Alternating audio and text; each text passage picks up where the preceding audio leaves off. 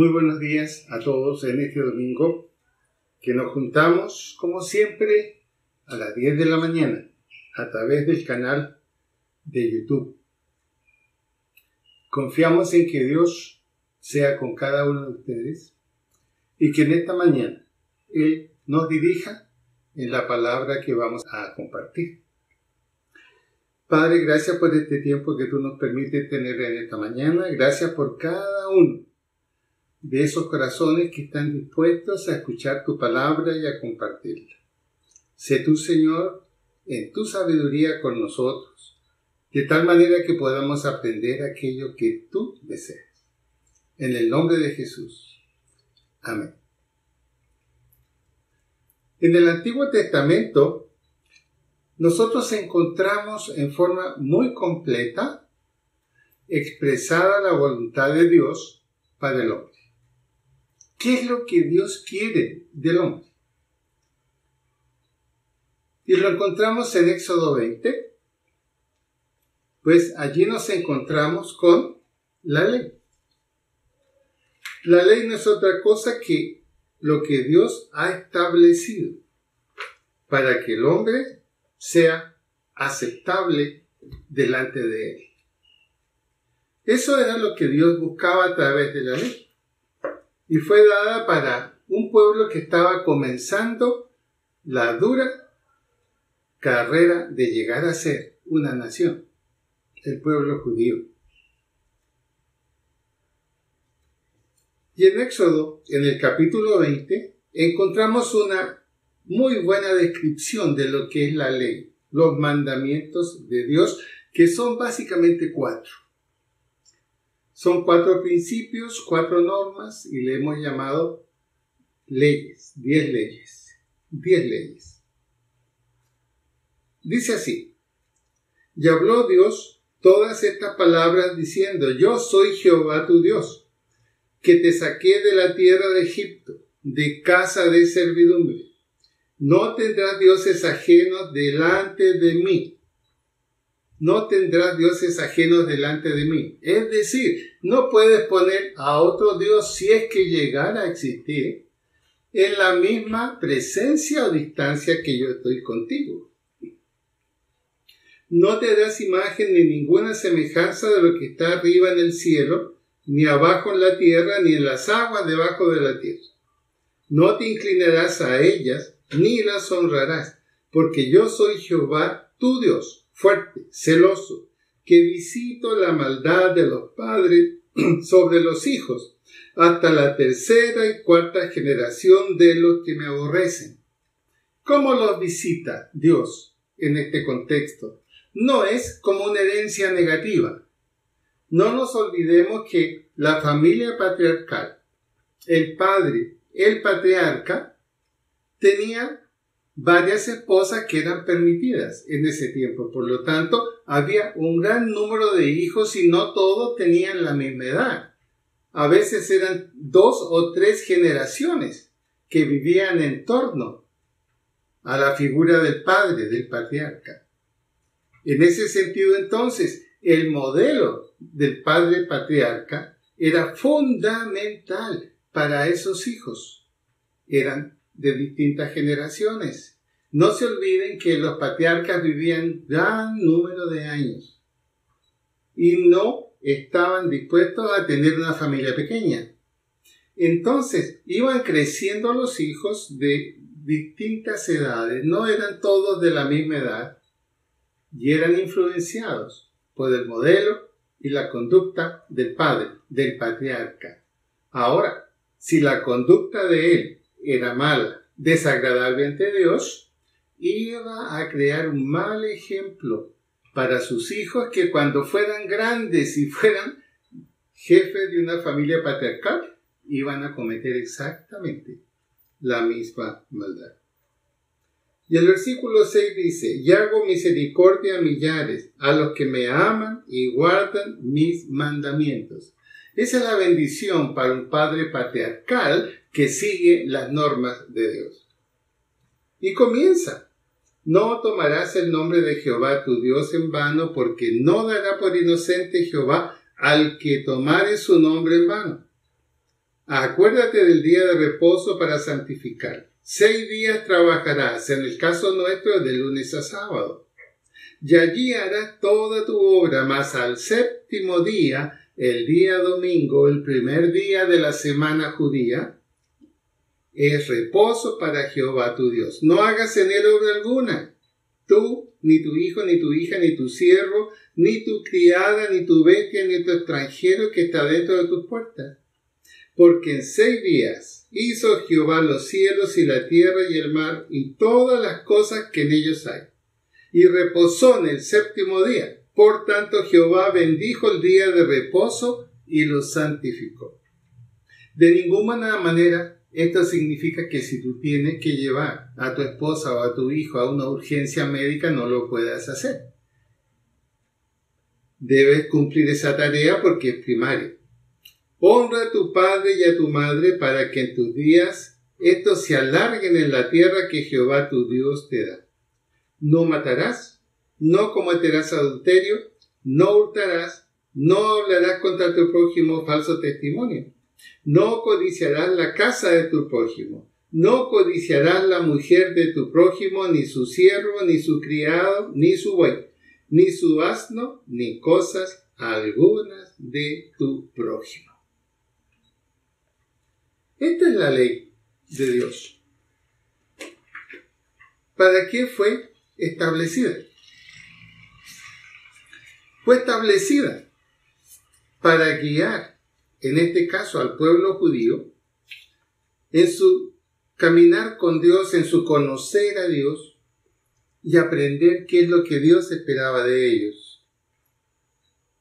Cuando la miramos nosotros hoy, nos damos cuenta que, evidentemente, si el ser humano pudiera cumplir absolutamente todas estas normas o principios, estaríamos dentro de la perfección prácticamente. Pero hay algunas dificultades aquí. En primer lugar, viene la pregunta, que quizás también era una pregunta que había en el Antiguo Testamento. ¿Cómo puede el ser humano ser salvo y tener la vida eterna? ¿Cómo puede el ser humano estar en paz con Dios y gozar de su aceptación y de su bendición? En el caso de los hombres del Antiguo Testamento, tenían la ley. ¿Y qué esperaba Dios? Que esos preceptos fueran cumplidos. Sin embargo, hay un pequeño problema.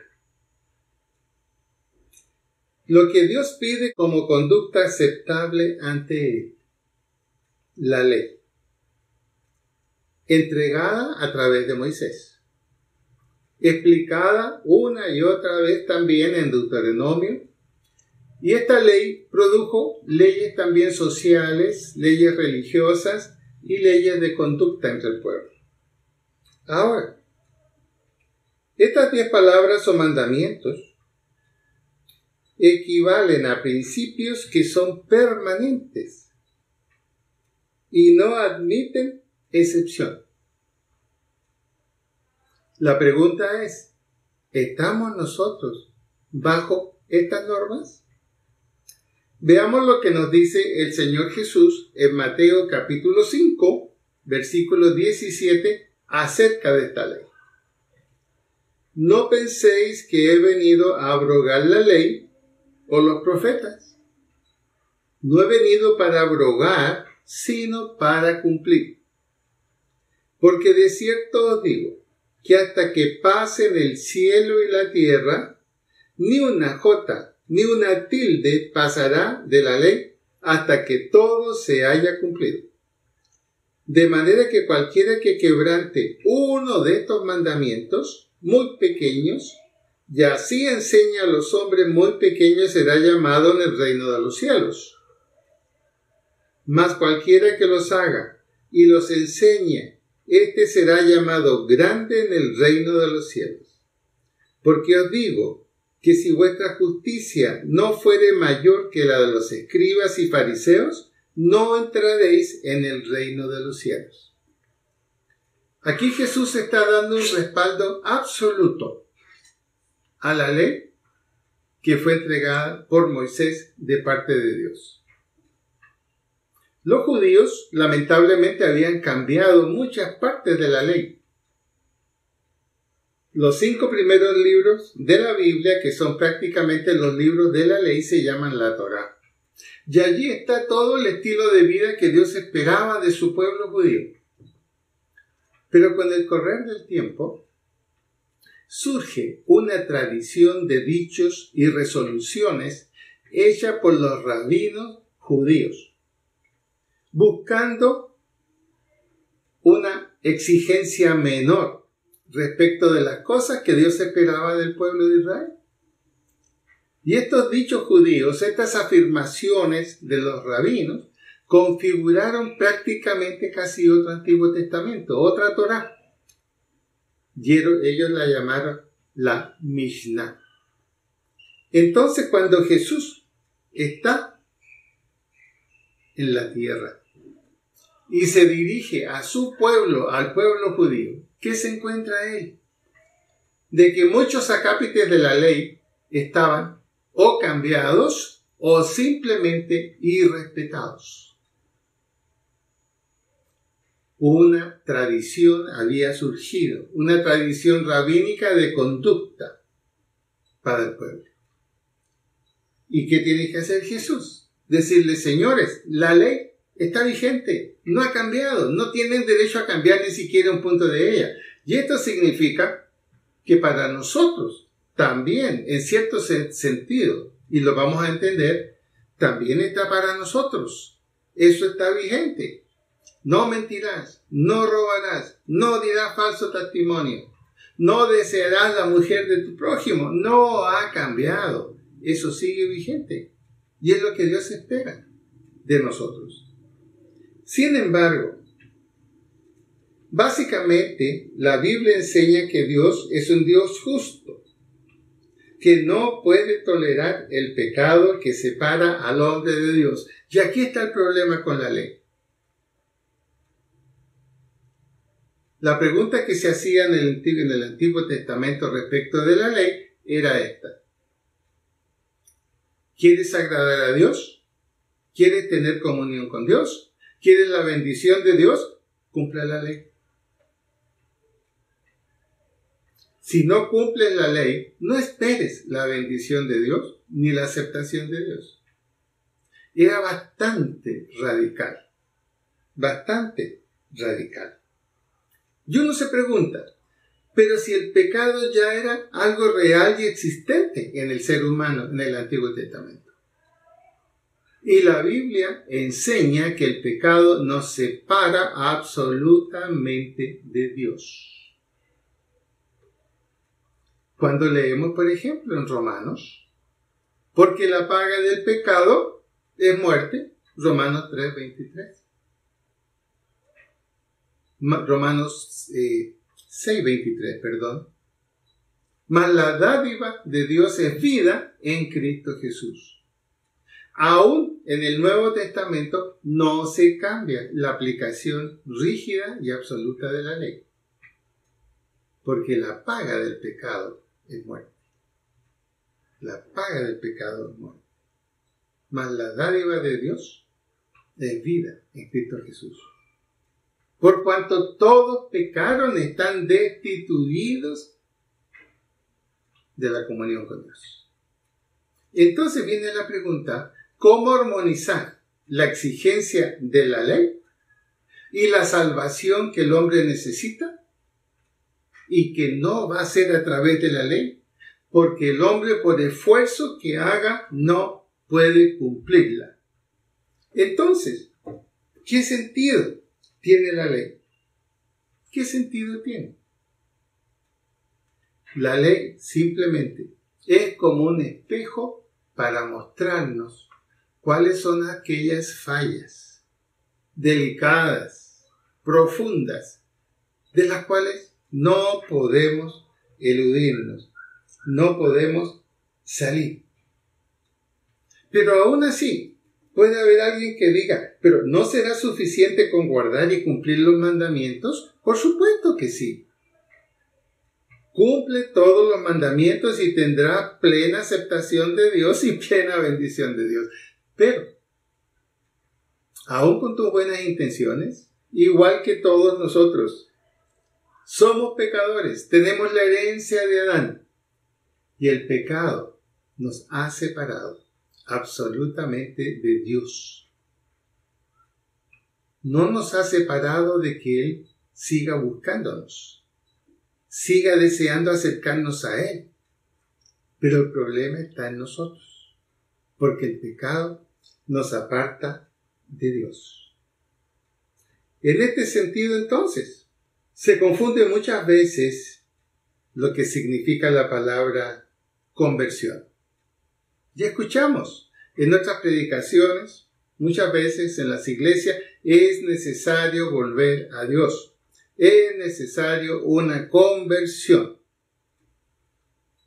¿Qué tiene que ver esto con la ley? En primer lugar,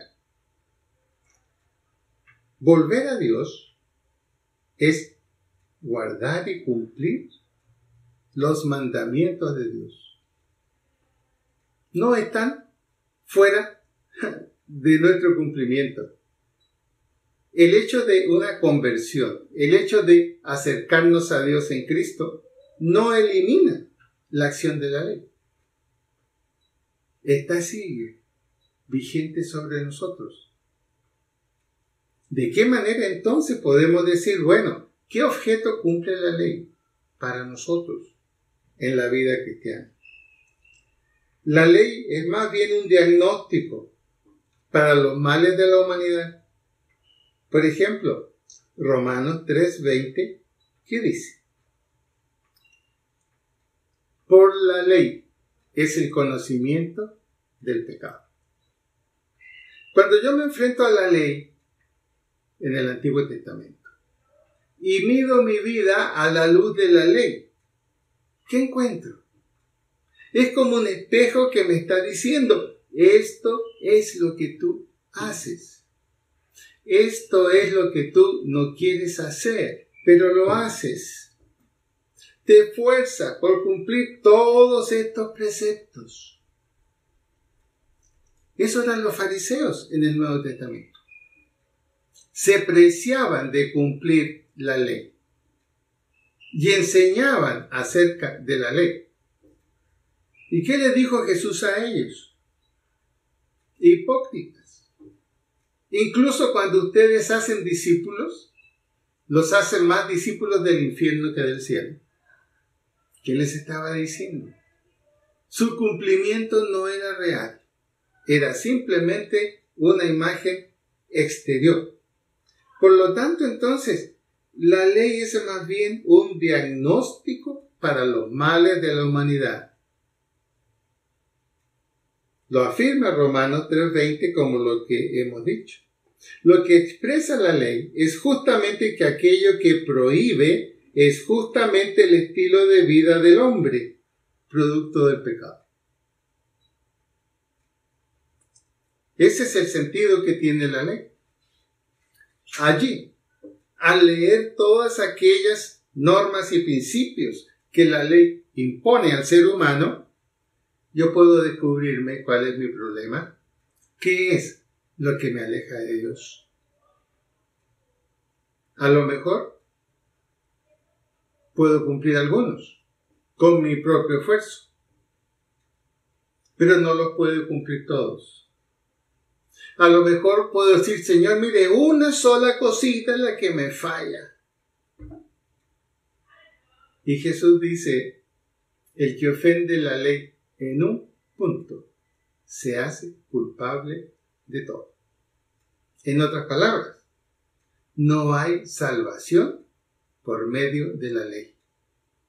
La ley es el espejo que Dios nos pone para mostrarnos el rango de nuestra maldad, para mostrarnos que tenemos que acercarnos a Él en la manera que Él nos ofrece en Jesucristo. Por eso que siempre hay una pregunta. Bueno, ante esta situación, ¿hubo salvación ¿O no hubo salvación en el Antiguo Testamento? ¿Cómo se salvaba el creyente en el Antiguo Testamento? Dios en su misericordia, a través de Moisés, estableció la ley de los sacrificios. ¿De qué manera el hombre podía presentarse a Dios y recibir el perdón por lo malo que había hecho? Ya había toda una lista, llámale usted, de faltas y el sacrificio correspondiente. Y los judíos tenían que practicarlo. Y cuando ellos presentaban un sacrificio que tenía que ser un animal, según la capacidad financiera del oferente, cuando entregaban el sacrificio y el sacerdote lo ponía en el altar para entregarlo a Dios, el sacerdote al poner sus manos allí, el oferente también, al mostrar sus manos allí, estaba colocando su pecado en el sacrificio que iba a hacer.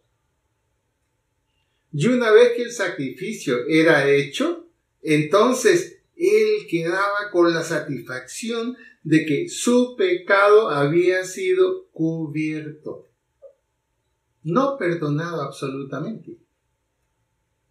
Por eso que cada vez que pecaba tenía que hacer un sacrificio, cada vez que pecaba. Y a la vez tenía que participar en la ceremonia del sacrificio anual. Una vez al año el sumo sacerdote ofrecía un sacrificio muy especial con todo un protocolo a nombre del pueblo. Y se reunía todo el pueblo allí. Y el sacerdote tenía que ser un hombre que estuviera completamente puro, que no tuviera pecado. Él era el único que entraba al lugar santísimo, al lugar especial donde se ofrecía el sacrificio.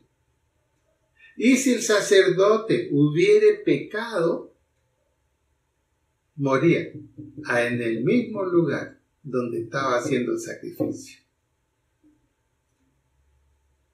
Imaginémonos, hermanos pastores, si fuera así para nosotros, que si no tuviéramos la seguridad de nuestros pecados perdonados, no podríamos estar siquiera en el púlpito, si fuera así como el sumo sacerdote del Antiguo Testamento. Por eso que en el Antiguo Testamento se nos informa que el sacerdote entraba con una cadena, con una campanita. Entonces el sacerdote se estaba moviendo continuamente dentro del lugar santísimo porque estaba cubierto y nadie le veía, pero sí se oía. Y mientras la campanita estuviera sonando, significaba que el sacerdote estaba vivo y el pueblo estaba expectante y seguro de que Dios iba a perdonarles a todo el pueblo.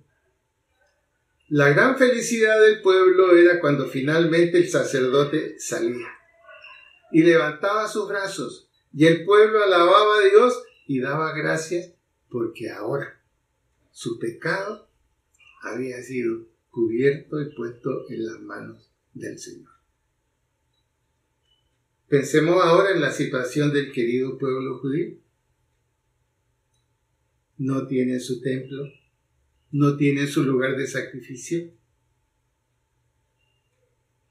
Hay personas que podrían ser sacerdotes, tienen todos los elementos y aún el tipo de sacrificio que tienen que entregar, pero solo tienen que hacerlo en el lugar santísimo del templo y el templo no lo tienen. Por esta razón, cuando usted viaja a Israel, va a encontrar que los visitantes estamos en un lugar del muro, los judíos están allí, en el otro lugar del muro, y ellos están orando, se turnan durante el día para ir a orar. ¿Y cuál es su oración? Es una oración que está en un pequeño librito que ellos usan para orar. Y su oración constante es: Señor, reedifícanos el templo para poder tener sus servicios, para poder tener sus sacrificios, para tener sus sacerdotes y para poder experimentar el perdón delante de Dios y saber que son aceptables. Sin embargo, los judíos han desarrollado una fe aparte del templo, pero esperan ellos poder reedificar su templo para tener todos sus programas de sacrificios y de sacerdotes. ¿Se da cuenta de la bendición que nosotros tenemos? Que a nosotros nos basta solamente inclinar nuestra cabeza, orar al Señor, confesar nuestros pecados y, como dice 1 Juan 1:9, saber que nuestros pecados son perdonados, porque Él es fiel, y si Él nos escucha, esa fidelidad se hace presente y nuestros pecados son perdonados. Por lo tanto, entonces, lo que expresa la ley es justamente que aquello que prohíbe es justamente el estilo de vida del hombre a causa del pecado. Por eso que la ley nos avisa, mira, no te engañes, esta es la conducta que tú tienes si confías en ti mismo. Esta es la conducta que tú tienes si insistes en manejar tu vida. No puedes hacer lo bueno. Necesitas algo más. Por eso que cuando nosotros miramos el Nuevo Testamento, damos gracias a Dios, porque se abrió la puerta de la oportunidad para restablecer nuestra relación con Dios. El regreso entonces a la paz con Dios no es un cambio intelectual. Tampoco es la decisión de tomar la lista y decir, yo voy a cumplir todo esto y me lo voy a proponer. Voy a hacer fuerza de voluntad y me voy a ir corrigiendo. Es un buen intento, pero lamentablemente no sirve. Otros pensamos que es posible un perfeccionismo en la vida. Y a veces ese perfeccionismo que no cumplimos se lo exigimos a los demás. Pero delante de Dios quedamos desnudos, porque Él toma la ley y la aplica sobre nosotros y nos dice, mira,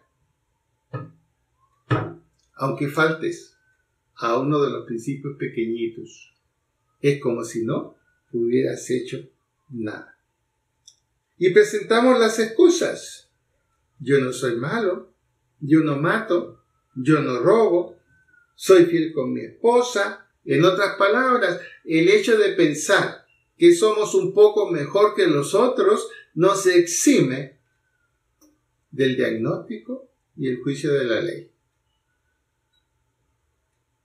No podemos ofenderla ni siquiera un poquito. ¿Será posible? ¿Habrán hombres santos en la Biblia que a lo mejor lograron hacerlo? Miremos el caso del apóstol Pablo.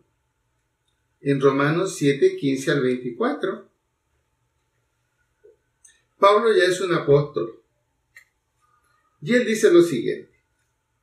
Porque lo que hago no lo entiendo, pues no hago lo que quiero, sino lo que aborrezco, eso hago. Y si lo que no quiero, esto hago, apruebo que la ley es buena. Fíjese el detalle, Pablo dice, no hago todo lo que la ley me exige hacer.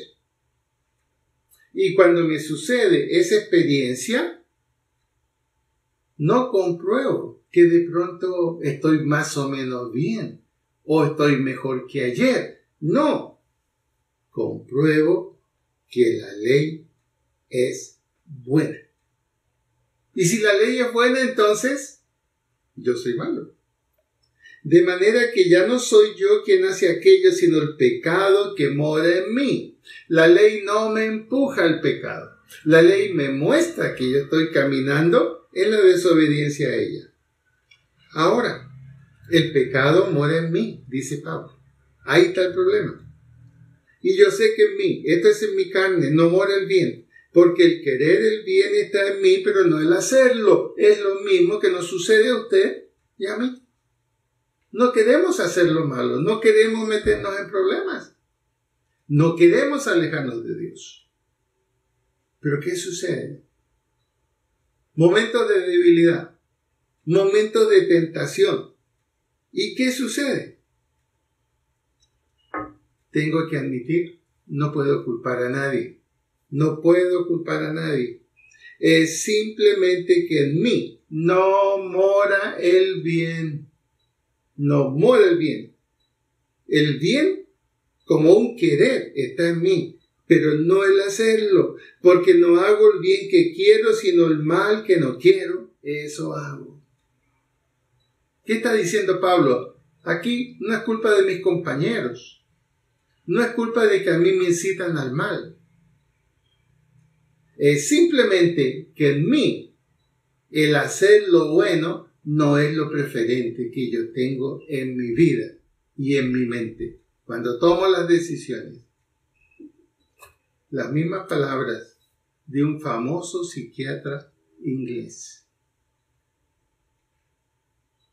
del siglo pasado, siglo XX. Este hombre era un incrédulo absolutamente total. Y él abrogaba pues del perfeccionismo, que la vida se podía vivir con métodos. Y él aparte de eso era pastor. Hasta que un día, como consecuencia de sus estudios y su práctica psiquiátrica y psicológica, él escribió un libro, escribió varios libros él. Y en ese libro escribió: el problema central del hombre es la culpa. Y si el problema central del hombre es la culpa, es porque no puede hacer lo bueno que es exigible desde el punto de vista de Dios, o aún de una norma que yo mismo me ponga. Y si hago lo que no quiero, ya no lo hago yo, sino el pecado que mora en mí. El pecado que mora en mí. Es como una contradicción interna que yo vivo entre mi mente, mis emociones y mi voluntad. Y aún la parte espiritual que está en mi vida como que no funciona, como que no puede influir. Y yo las decisiones que tomo, así como usted, las tomo o razonadamente o emocionalmente.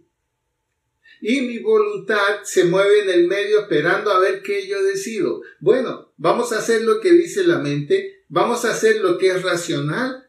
¿O vamos a hacer lo que quieres por gusto y porque sientes lo emocional? Y esa contradicción es la que el ser humano vive urgentemente hoy. La época en que vivimos por el sentimiento. Somos manejados por las emociones. ¿Qué sucede entonces? Vivimos con una contradicción interna. La mente diciéndonos: ¿por qué lo hiciste? ¿Sabías que no estaba bueno? ¿Lo habíamos pensado? ¿Lo habíamos planeado? ¿Qué pasó? No, es que me gustó. Tuve que satisfacer mi deseo. ¿Y la voluntad? ¿Sirve o a lo racional o sirve a lo emocional? Y esa contradicción es lo que ha llevado al hombre en el mundo a vivir neuróticamente. La neurosis no es una enfermedad mental. La neurosis es un problema que no podemos manejar lo que hay en nuestra personalidad. No podemos armonizar mente, emociones y voluntad. Consecuencias, aún en lo físico. Y no significa que no podamos vivir una vida normal, trabajar, tener una esposa, hijos y hacerlo. Pero habrá ese sentimiento interior que nunca nos hace sentir que estamos completos o que estamos caminando hacia lo correcto. ¿Se puede vivir así? Claro que se puede vivir así. Pero llega un momento en que la culpa, los resentimientos los estados depresivos se van intensificando y lo que era una situación neurótica fácilmente se transforma en una situación psicótica. Y por eso hoy en día los psiquiatras y los psicólogos son los que están siempre llenos de pacientes en el mundo. Y sigue diciendo Pablo, según el hombre interior, me deleito en la ley de Dios. Pero veo otra ley en mis miembros que se rebela contra la ley de mi mente y que me lleva cautivo a la ley del pecado que está en mis miembros. Miserable de mí, ¿quién me librará de este cuerpo de muerte? El cuerpo de muerte era un castigo que aplicaban los romanos a los asesinos, que eran bastante fuertes en el cometido. Cuando había aprovechamiento, cuando había crueldad en un asesino. Y la condena era el cuerpo de muerte. Lo metían en la cárcel, tomaban el cuerpo del asesinado, se lo ponían en la espalda, lo amarraban con cadenas y estaba condenado a vivir el resto de sus días con ese cuerpo que iba volviéndose putrefacto poco a poco. Era una muerte terrible. Y ese sentimiento Pablo lo quiere expresar. El pecado que está en mí, lo que me impide hacer lo bueno. Esa parte mía que no quiere funcionar como debe funcionar. Es como un cuerpo de muerte. Las consecuencias del pecado cuando no se le enfrenta son muy parecidas a un cuerpo de muerte. Por eso que somos amonestados a buscar lo que Dios tiene para ofrecernos en esta situación. Por eso al final Pablo dice, gracias doy a Dios por Jesucristo Señor nuestro. Así que yo mismo con la mente sirvo a la ley de Dios, más con la carne a la ley del pecado. Pero cuando Cristo está en nuestra vida, es lo que está diciendo Pablo. Tengo la capacidad, tengo la ayuda para decir no. La Biblia es muy clara. Y lo vamos a ver ahora. ¿Qué es lo que sucede en nuestra vida cuando Cristo está en ella? Cuando seguimos adelante ahora en el tema, encontramos lo siguiente. No se puede volver a Dios por medio del culto o asistencia a una iglesia o a una religión. Los seres humanos somos rebeldes espirituales. Aún diciendo que somos cristianos, hacemos las cosas a nuestro estilo. En otras palabras, la marca del pecado está en nosotros. La tendencia a hacer lo malo está siempre allí y es una lucha continua y nosotros no podemos hacer esta lucha solos. La ley entonces es un espejo moral. Condena, pero no convierte. Nos desafía, pero no nos transforma. Nos señala en lo malo que estamos haciendo, pero no nos ofrece misericordia. ¿Dónde encontramos la respuesta? Romanos 6:23. Porque la paga del pecado es muerte, mas la dádiva de Dios es vida eterna. En Cristo Jesús. Allí está la respuesta. Allí está la respuesta. ¿Y cómo comienza a llegar a nosotros esta respuesta?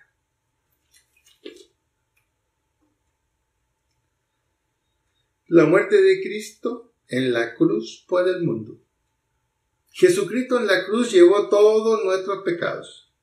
Jesucristo en la cruz pagó la condena de la ley. La ley decía que el pecador no podía vivir. La paga del pecado es muerte. Ya estaba establecido por Dios. Pero Jesucristo, al morir en la cruz, toma la ley sobre sus hombros, la ley del mundo. Y a nombre del mundo la cumple. En el Antiguo Testamento la ley era muy clara: ojo por ojo, diente por diente, vida por vida. Entonces, ¿qué estableció Dios? Si la paga del pecado es muerte, Dios dijo vida por vida. Si el hombre va a tener vida y vida diferente y una vida de encuentro conmigo, hay una vida que tiene que pagar por eso que se hizo. Hay que pagar por ese pecado. Por eso Jesucristo entregó su vida en la cruz. Y al entregar su vida en la cruz, satisfizo las demandas de la ley y el hombre quedó con la gran posibilidad de acercarse a Dios con toda libertad. Entonces, cuando hablamos de conversión, de cambio real, significa aceptar el pago que Cristo hizo por lo que nos correspondía pagar a nosotros. Esa es, en principio, la conversión. También la conversión le llamamos el nuevo nacimiento. ¿Y en qué consiste? La palabra conversión significa un giro de 180 grados. Iba en esa dirección, cambio y vuelvo, y la dirección es completamente opuesta. ¿Qué me permite hacer ese cambio? Cuando reconozco que alguien pagó por mi pecado y me liberó. Ya la ley sigue siendo ese espejo de conducta, pero en mí ahora hay una nueva disposición para la conducta que Cristo construye en mi vida a través de Él estar en mí y a través de su Espíritu Santo. Ese fue el resultado de su muerte en la cruz y su resurrección. La ley no está abolida, sino que la ley ahora sigue siendo ese espejo, pero tengo quien me ayuda a cumplirla.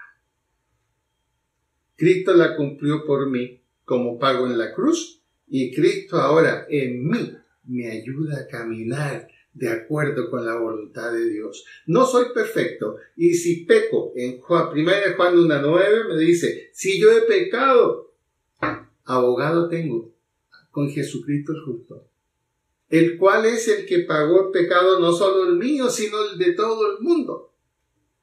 Y como Él me escucha, entonces sé que mis pecados han sido perdonados, y me levanto y sigo caminando, y se va produciendo un verdadero cambio en mi vida. Porque ya no estoy solo. Ya no estoy solo. Ahora ya doy gracias por la ley. Porque la ley me muestra lo que yo soy y cómo era. Pero ahora en Cristo estoy siendo transformado de gloria en gloria. Un giro de 180 grados. Darse vuelta. Cambiar de opinión. Lo que hizo el hijo pródigo en Lucas capítulo 15. Ese hijo pródigo que perdió toda su relación con su padre, despreció a su padre, se llevó su parte de la herencia, dijo voy a vivir solo, voy a conquistar el mundo, voy a ser feliz. Y se olvidó lo que había aprendido acerca de Dios en su casa. Llega un momento en que el fracaso es completo y absoluto. Estaba totalmente alejado de su casa. Ya no tenía dinero, no tenía ni para comer ni nada. Y estando en ese estado, él volvió en sí y dijo, ¿qué hago aquí? En la casa de mi padre, los obreros que están allá viven mejor que yo y comen mejor que yo. Me levantaré e iré donde mi padre y le diré, Padre, he pecado contra el cielo y contra ti. No soy digno de ser llamado tu hijo. Recíbeme como el más humilde de los jornaleros. Había violado la ley en todos los puntos. El hijo pródigo, mentiroso, deseó la muerte del padre, pidió la herencia, la recibió. Sin embargo, cuando vuelve, él sabe que no tiene nada que decir. La ley se la había pasado por alto. Y se encuentra con el padre que lo recibe, lo abraza y le dice, ven.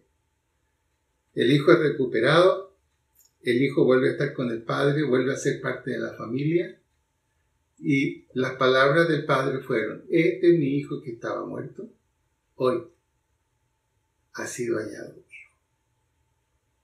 Exactamente eso pasó cuando usted y yo aceptamos a Cristo en nuestra vida. Lo mismo dijo Dios: este mi hijo que había muerto, ahora a través de mi hijo Jesucristo está vivo. Juan 1:12, mas a todos los que le recibieron, a los que creen en su nombre, les dio el derecho a ser llamados hijos de Dios, los cuales no son engendrados ni por carne ni por sangre, sino por Dios. Y fíjense, y la ley sigue ahí, vigente. Pero ahora en Cristo nosotros tenemos un camino para que la ley se vuelva nuestra guía y no nuestro juez. En el sentido religioso, entonces, un nuevo nacimiento. ¿Y cómo llegamos a la conversión? Primero, tenemos que reconocer que Dios nos ama y quiere lo mejor para nuestra vida. Y Él tiene un plan para que nosotros vivamos una vida plena, absolutamente plena. Pero no podemos conocer ese plan, ni podemos entender el amor de Dios por nuestro pecado. Nuestro pecado nos aparta de Dios. Sin embargo, más Dios muestra su amor para con nosotros en que, siendo aún pecadores, Cristo murió por nosotros. No podíamos relacionarnos con Dios a causa de nuestro pecado original. Ese pecado en nuestra vida. Pero en Cristo, como Él dice, yo soy el camino, la verdad y la vida. Nadie viene al Padre si no es por mí. Y es en ese camino que entramos cuando lo recibimos a Cristo en nuestra vida. Cuando reconocemos que le necesitamos. Y cuando comenzamos a dejarnos guiar por su enseñanza y por su dirección. Estimado hermano, buscar a Dios por nuestras propias buenas obras no es el camino.